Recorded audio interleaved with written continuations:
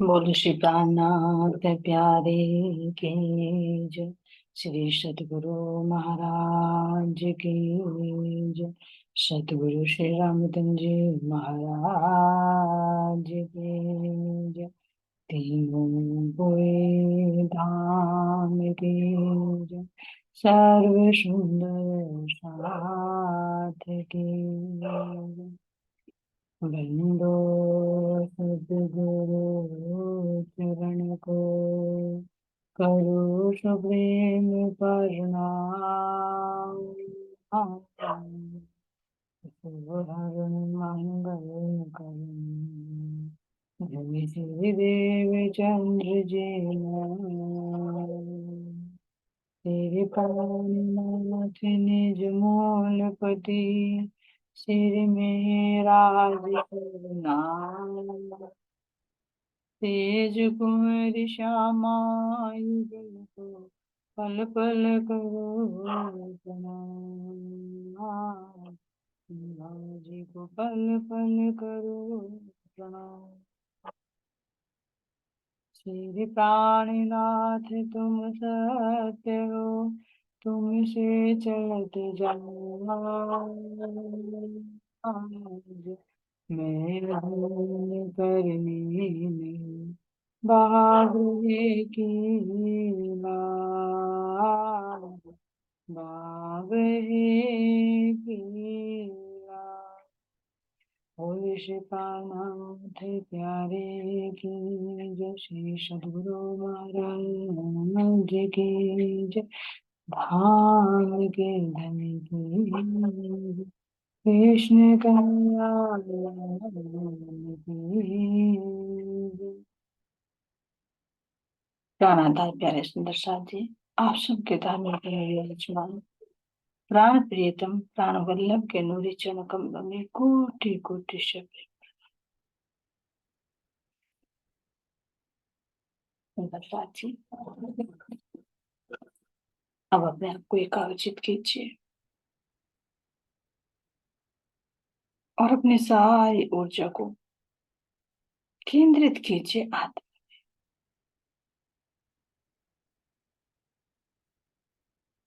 कि मैं इस तन से अलग हूँ, इस पिंड ब्रह्मांड से बिल्कुल अलग शुद्ध बुद्ध चेतन आत्मा।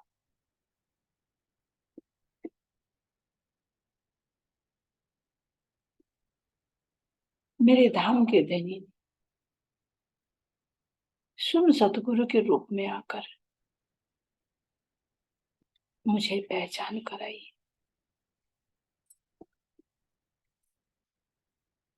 कि मेरी रूह तो अपने आप को पहचान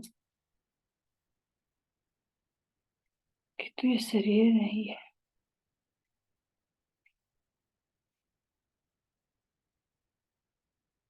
तू मेरी आत्मा है। तेरा दिव्य तन है, नूरी तन है, गुण अंग इंद्रियों में नूर ही नूर, प्रकाश ही प्रकाश है।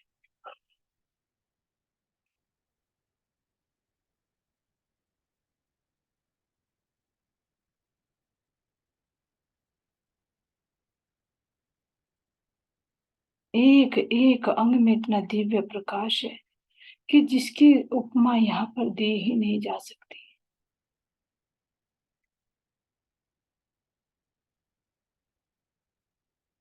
और तेरा मूल धन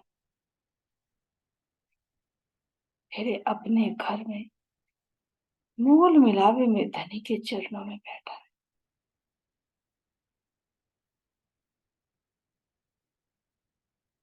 बैठा हुआ इस जगत नाटक को देख रही है।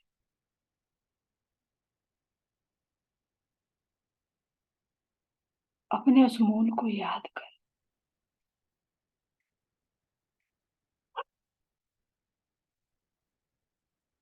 जहां पर तुम सब रूहों का मिलावा है, तुम सब एक रूप हो, एक रस, एक आनंद में डूबे हो और एक ही धनी की अंगना नार हो।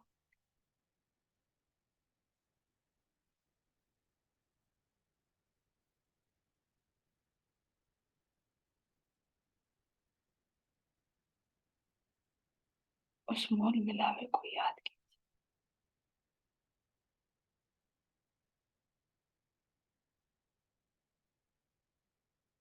और इसी के माध्यम से यहीं से सूरता को घुमाकर देखिए, जो मेरे धाम के धनी अपनी मेहर में लेकर ये दिखा रहे हैं, अपने सत अंग अक्षर ब्रह्म के इस बनने मिटने वाले खेल को भी दिखा रहे हैं, और परम धाम में होने वाली वो प्रेममयी आनंदमय क्रीड़ाओं को भी दिखा रहे हैं।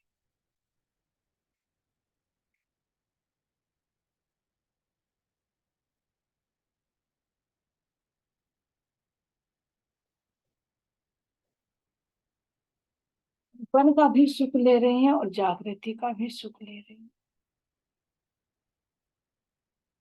कैसी अनहोनी बात मेरे धाम धनी कर रहे हैं कि जागे हुए भी हैं और सपन भी देख रहे हैं, सपन में भी हैं और जागृति की बातें भी कर रहे हैं।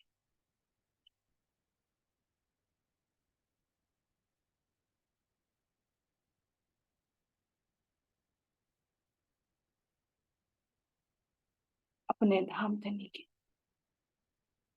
इस सुंदर श्रृंगार को देखिए, सुंदर शोभा को देखिए, अपने आप को देखिए, अपनी आनंद श्यामा जी को देखिए और अपने इस मूल मिलावे को देखिए, जो कितना सुंदर, कितना प्यार।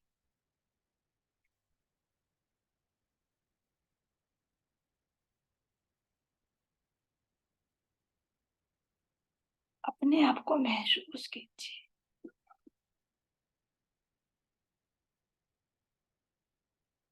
मैं अपने धाम धनी के सम्मुख खड़ी हूँ और मेरे राज जी, मेरी श्यामा जी सुंदर नूरमयी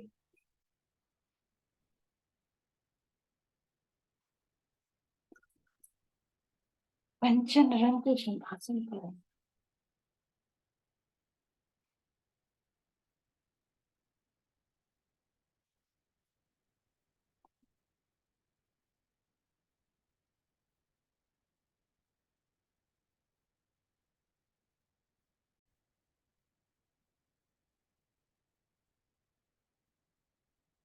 मैं अपने धाम धनी के चरणों में बिल्कुल सामने खड़ी हुई अपने प्राण प्रियतम, अपने प्राण वल्लभ को देख रही हूँ,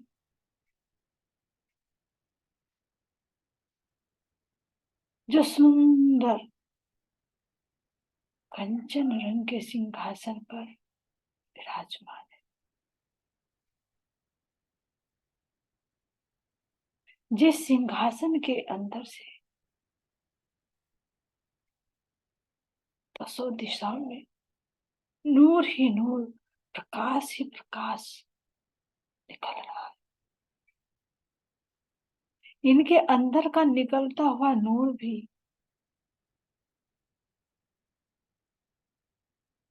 चेतन है, जो अनेक भांति की अपने तरंगों से, अपनी किरणों से अटखेलियां कर रहा है।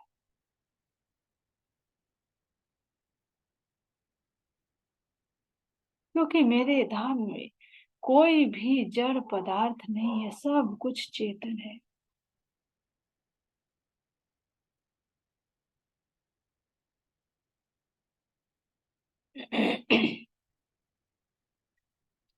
तो भला इन थंभों के अंदर से निकलने वाला प्रकाश कैसे जड़ हो सकता है?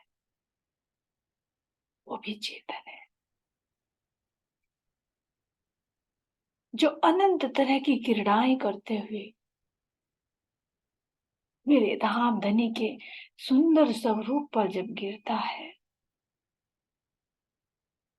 तो मेरे धाम धनी का नूरी मुख मंडल कैसे दीप्यमान होता है,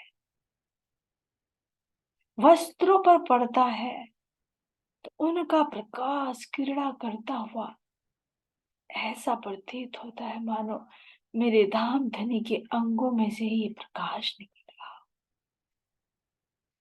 और वास्तव में देखती हूँ तो मेरे धाम धनी के अंगों में से भी प्रकाश निकल रहा है।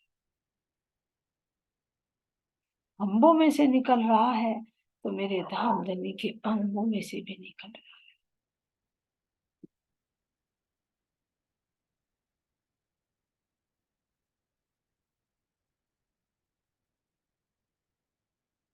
दोनों एक दूसरे से प्रेममयी जंग करते हुए दृष्टि गोचर हो रहे हैं।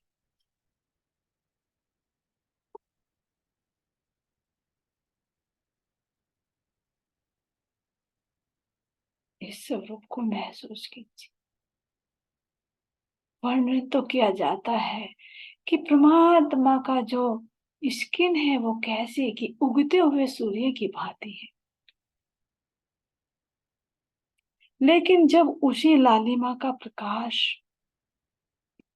जैसे सूर्य का प्रकाश बाहर निकलता है तो अनंत किरणें किरणें निकलती है। जो किरणें सूरज का श्रृंगार होती है, शोभा होती है।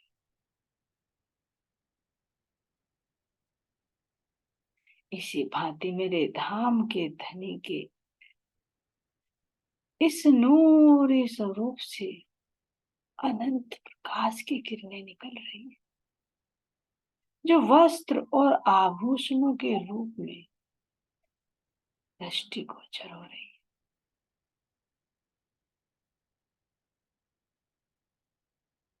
बहुत अंदर उतर कर देखिए मेरे प्राण प्रियतम। स्वयं कह रहे हैं कि मैंने संसार के शब्दों के माध्यम से इस स्वरूप का इस श्रृंगार का वर्णन किया, लेकिन ऐसा नहीं है।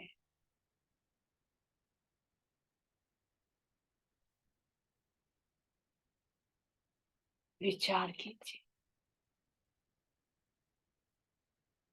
कि जब ऐसे वस्त्र ऐसे आभूषण नहीं है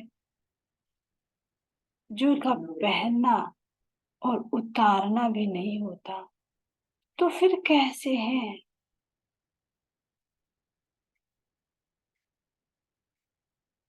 ये यहाँ की बुद्धि से सौपन की बुद्धि से नहीं समझा जा सकता। ये तो मेरे प्राण वल्लभ मेरे प्राण प्रियतम जब अंदर की दृष्टि देते हैं, आत्मा के नेत्रों को खोलते हैं, तब ही इनकी वास्तविक शोभा का वर्णन किया जा सकता है, उसको देखा जा सकता है आत्मा के नेत्र।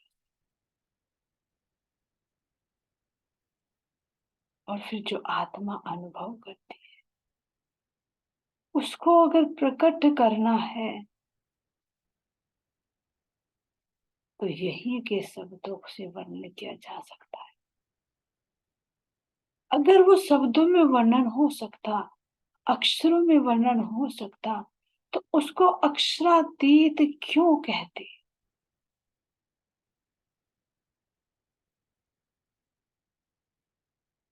इसीलिए कह रहे हैं अक्षर अक्षरातीत कहावे सो भी कहियत है ईत।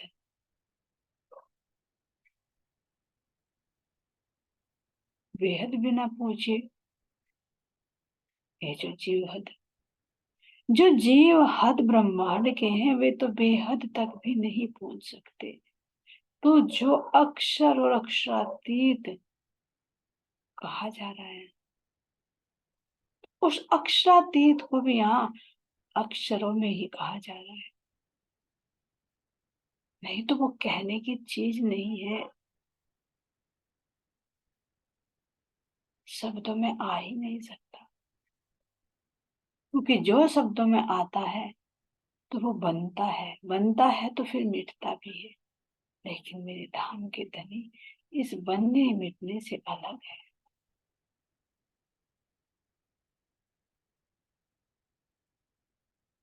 जो मेरे प्राण प्रियतम की शोभा का, श्रृंगार का, 25 पक्षों का, उनकी लीलाओं का, आनंद श्यामा का, ये सब यही के शब्दों का एक उदाहरण दे देकर उसको समझाने का प्रयास किया। जीव के लेवल को देखते हो, क्योंकि जीव यही की बातों से समझ सकता है, बुद्धि यही की बातों से समझ सकती है। लेकिन अब विचार कीजिए, जब कह रहे हैं वाणी मेरे प्यो की न्यारी जो सुन सके, जब मेरे प्राण वल्लभ की वाणी ही संसार से न्यारी है, ये कौन सी वाणी है?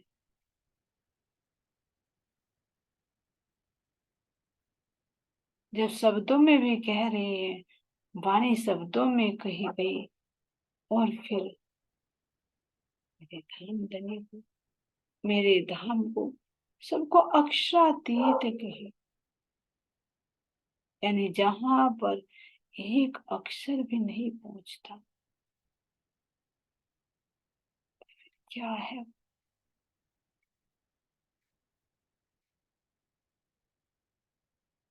मनोरमय स्वरूप है।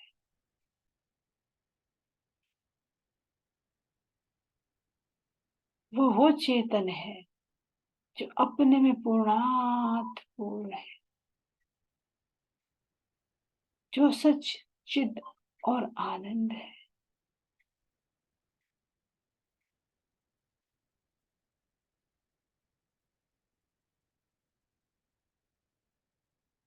इसको ज्योति कहा जाता है। ऐसी ज्योति नहीं यहाँ की,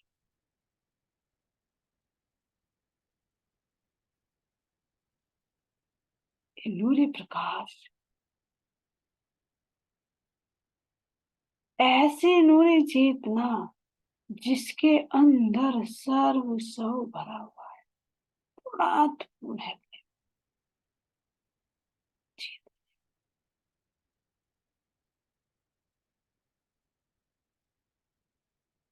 अब उस चेतन को प्रकट करने के लिए कुछ शब्दों का आधार लेना पड़ेगा।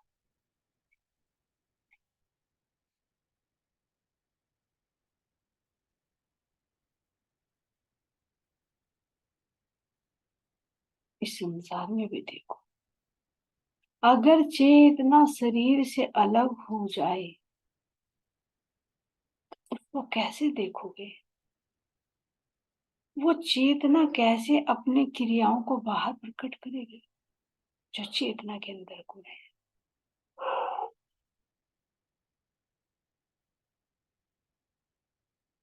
किस नाम से उसको पुकारोगे? शरीर के छूटते बेनाम हो जाती है।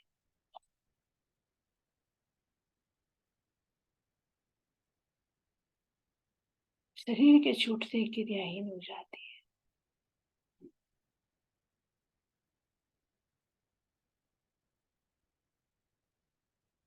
और है सब उसी से। ऐसे ही जो चेतना है, जो पूर्णात्पूर्ण है, जिसको सच्चिदानंद कहा, उसको महसूस कीजिए।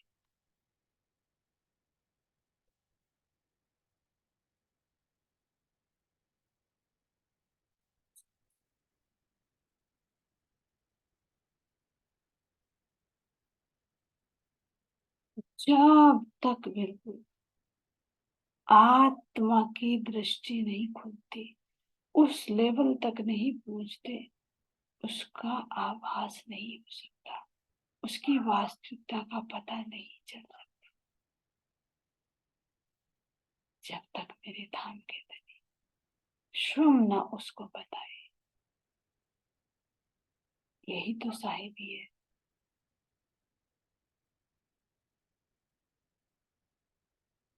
तुम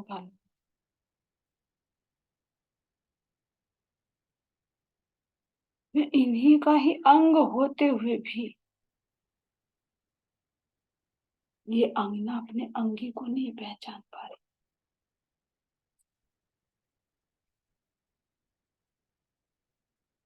क्यों नहीं पहचान पा रही? क्योंकि उसमें डूबती है, एक रूप हो जाती है, अपने आप को भूल जाती है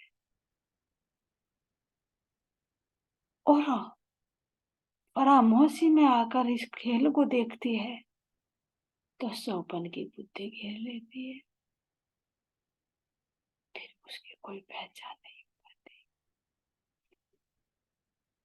तो ये तो मेरे धाम के धनी स्वयं जब अपनी मेहर में लेते हैं, वो नूर, वो प्रकाश मेरे अंगों में डालते हैं, तो तभी मैं उनका दीदार कर पा सकती हूँ।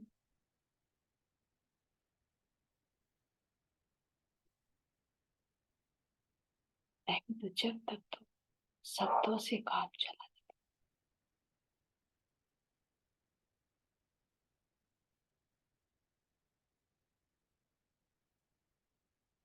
लेकिन शब्दों के माध्यम से उस चेतना को यहाँ पर व्यक्त नहीं किया जा सकता।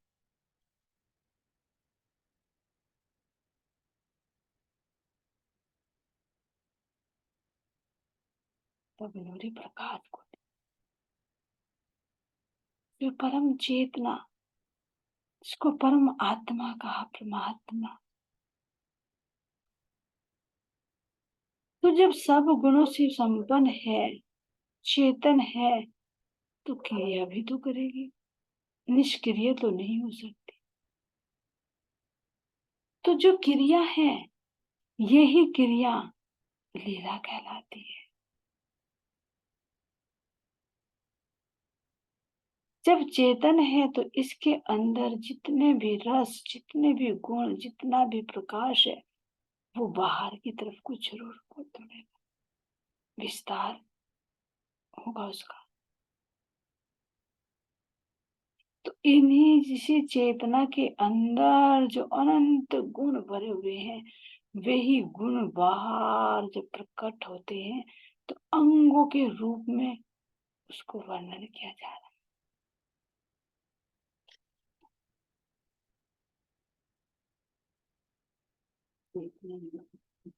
इस चेतना के अंदर नूर है,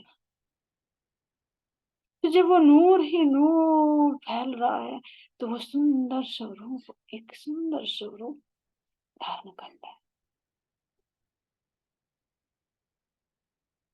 जिसको कहा जा रहा है नूरी स्वरूप। और वो ही नूरी स्वरूप इतने अनंत रूप धारण कर सकता है जिनका वर्णन नहीं किया जा सकता, जिसको यहाँ पर समझा कर कहा कि 25 अक्षों में जितना भी विस्तार है, वो सब इन्हीं के अंगों का ही है।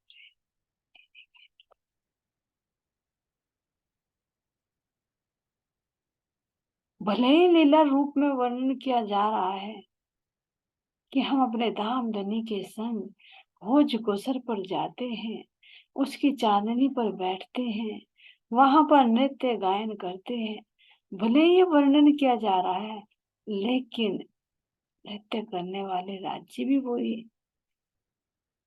जो सखियों के रूप में, ये जो टापू बना हुआ, ये भी राज्य का ही स्वरूप है। जो इसकी चांदनी, चांदनी पर कठेड़ा, कैसे गिरम, कैसे सिंहासन, कैसे कुर्सियां, कैसे पशु पक्षी, सब कुछ इसी चेतना के ही विस्तार है।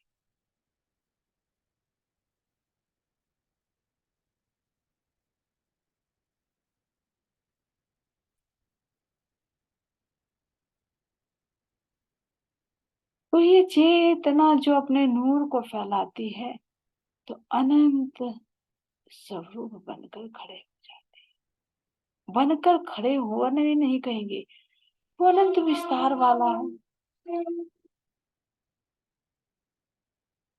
यहाँ की बुद्धि तो कल्पना भी नहीं कर सकती।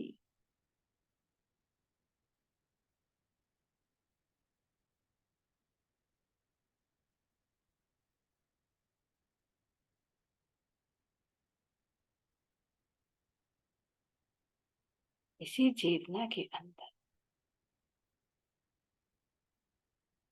जो देखने का गुण है, वो ही गुण जब बाहर प्रकट हो रहा है तो सुंदर नेत्रों के रूप प्रकट। तो जब ये नूरमयी नेत्र दृष्टिगोचर होते हैं तो भला इनके दिव्य प्रकाश का क्या वर्णन किया जा सकता है।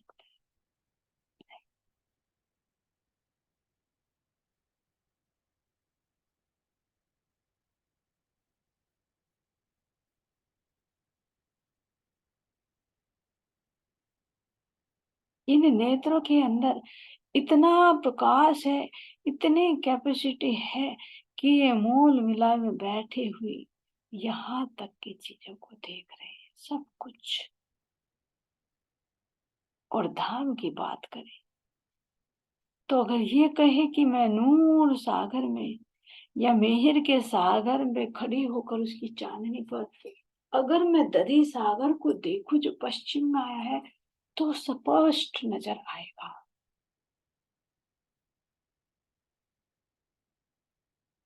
इतनी तीक्ष्ण, इतनी तेज नजर इन नेत्रों की है।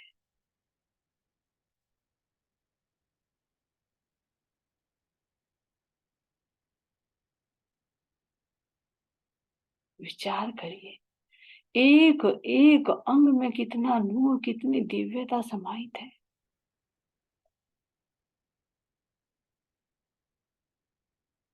यहाँ के संसार में देखे तो यहाँ के नेत्रों की तो एक लिमिट है, कुछ दूरी तक ही देख सकती है। इसी तरह से श्रवण अंगों को देखे तो कुछ दूरी की ही आवाज सुनाई दे सकती है, क्योंकि बहुत सीमित अंग है। लेकिन अगर धाम में मैं अपने प्राण प्रियतम के नेत्रों को देखती हूँ या अपनी परात्म के नेत्रों को देखती हूँ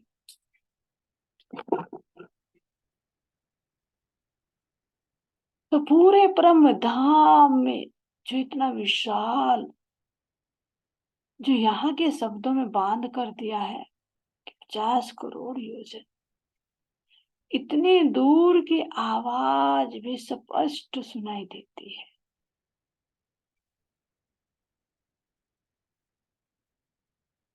अगर उसका हिसाब थोड़ा आत्मा के माध्यम से लगाए, आत्मा के श्रवण अंगों को देखिए कि सपन में होते हुए भी वो परम धाम की बातें सुनते हैं।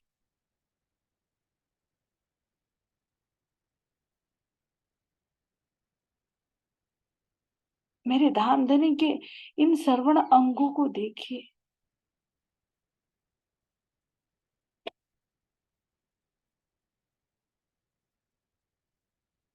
जो कितने दिल लगी से, कितना दिल देकर हम रूहों के दिल की बात को भी सुन लेते हैं।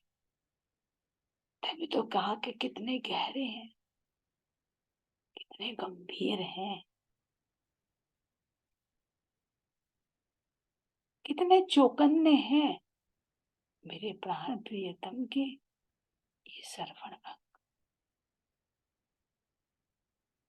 क्योंकि रूह के दिल में उठने वाली हर बात को वो ग्रहण करते हैं और ग्रहण करके हृदय को देते हैं।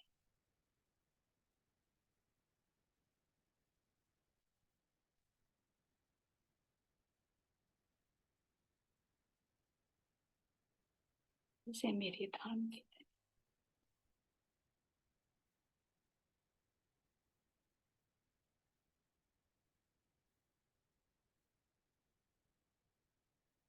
कहाँ से शब्द लाए, क्या चीज की उपमा दें जो मेरे धाम धनी के इन अंगों की बराबरी कर सके, कोई चीज यहाँ पर है ही नहीं। क्योंकि यहाँ पर हर चीज एक सीमा में है, एक सीमित है, सीमित दायरे में है। हर अंग के लिमिटेशन है। लेकिन मेरा धाम अनलिमिटेड है। इसको असीम कहकर वर्णन किया।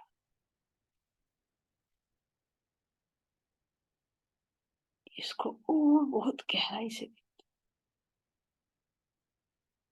असीम का मतलब जिसकी कोई सीमा ना हो। तो फिर कैसे कह दिया कि 50 करोड़ योजन में मेरा परम धाम है। फिर ये कहे कि उससे बाहर अक्षर ब्रह्म है जो बेहद मंडल है। फिर कैसे कहे कि बेहद मंडल से ऐसे अनेक हद मंडल बनते हैं। यानी परम धाम की तो फिर सीमा होगी।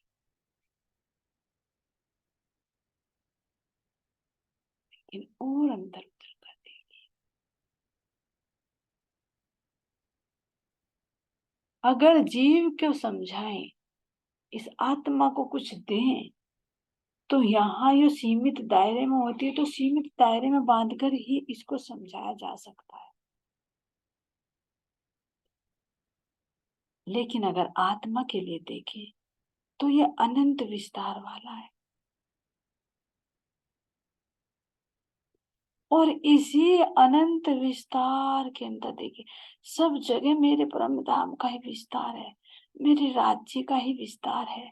तो अक्षर ब्रह्म भी तो मेरे धाम धनी के मन का ही विस्तार है,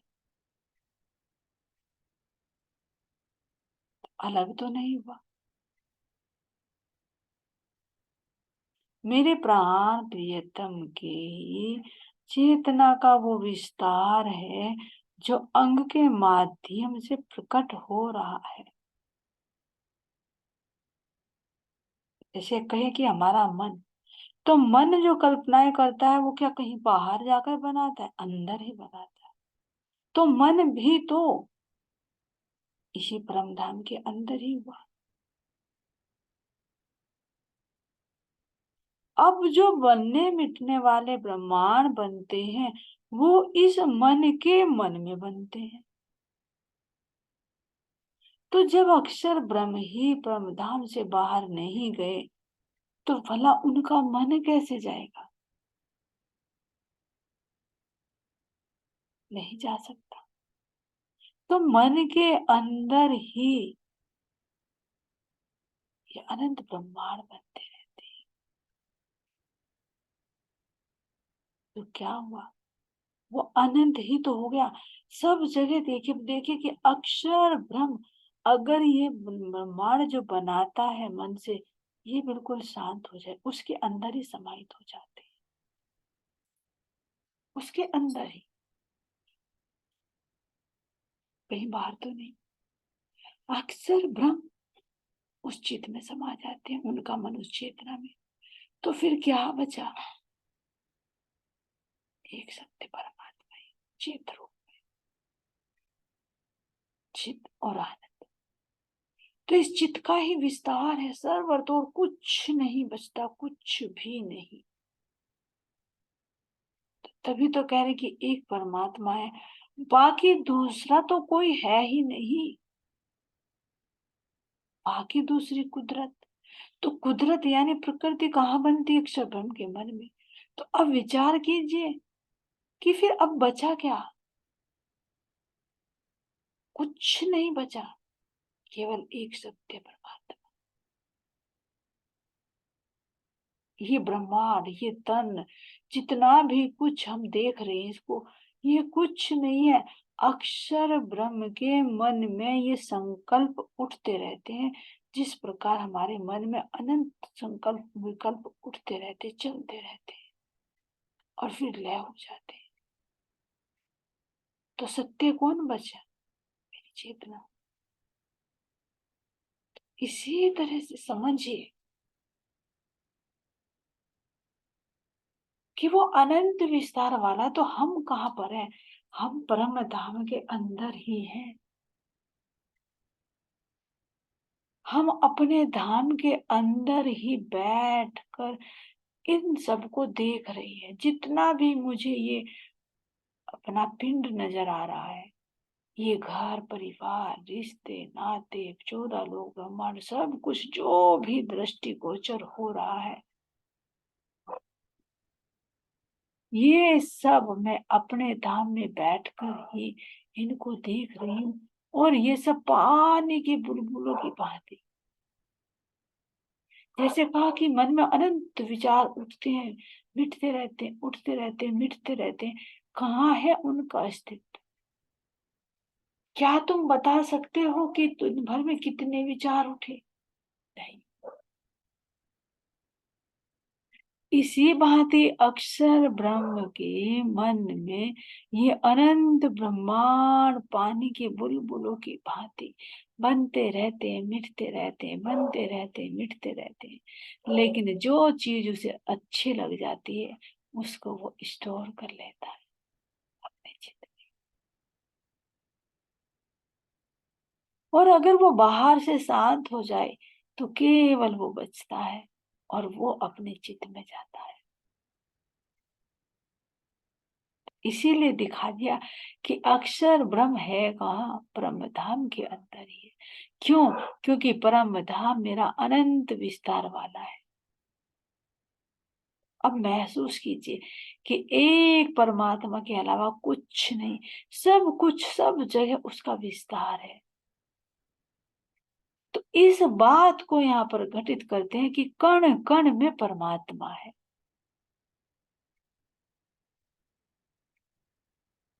इसीलिए कहा गया है कण कण में परमात्मा। लेकिन इसके बातों को समझो कि कैसे कहा कण कण में परमात्मा। सर्वत्र मेरे धाम धनी का ही विस्तार है।